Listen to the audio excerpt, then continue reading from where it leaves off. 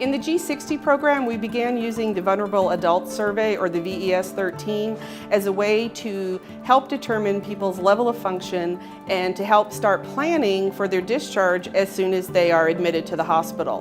By measuring what their level of function was prior to their injury, we can better determine where they may have to be placed at discharge, whether that be home, acute rehab, or a skilled nursing facility.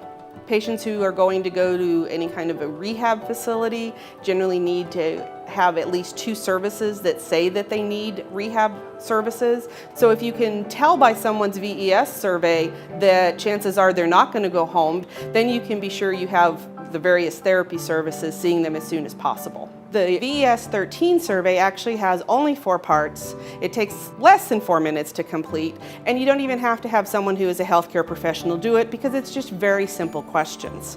One of the things to keep in mind with doing the VES 13 survey is you don't have to be able to ask the patient what their function was prior to coming in.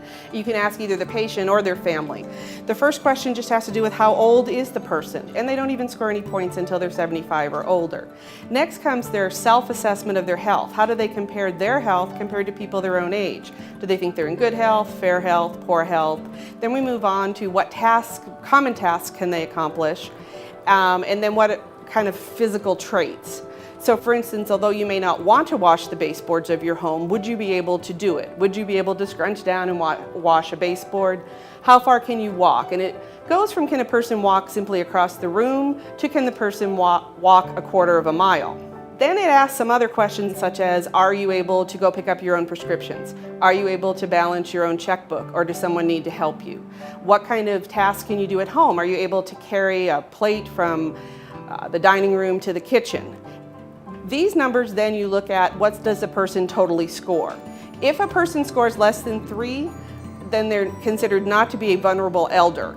If they score 3 or greater, then they are considered to be vulnerable, and the thought is that they may lose some of their function by whatever their injuries are. They have about a 50% chance of having a functional decline while they're in the hospital.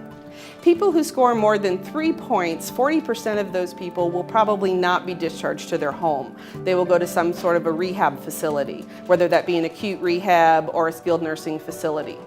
Where this becomes really important is when you're planning their discharge and you have to go through all those hoops of getting insurance approval and making sure you have all the therapy services that are needed to see them and have notes on the chart so that you can get people discharged as soon as possible. I think, as we all know, the longer someone stays in the hospital, there's a lot of sick people in the hospital, there's a lot of germs in the hospital, so obviously getting people discharged as soon as possible is very important. The other thing that the VES 13 helps us do is to look at people as individuals. We often say now that 60 is the new 40 and 80 is the new 60.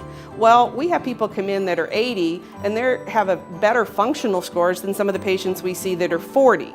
So you can't just compare an 80-year-old to every other 80-year-old. You can have them compare themselves, and you can actually have some numbers that by research have proven that people tend to do better or people tend to do worse depending on what functions they can accomplish.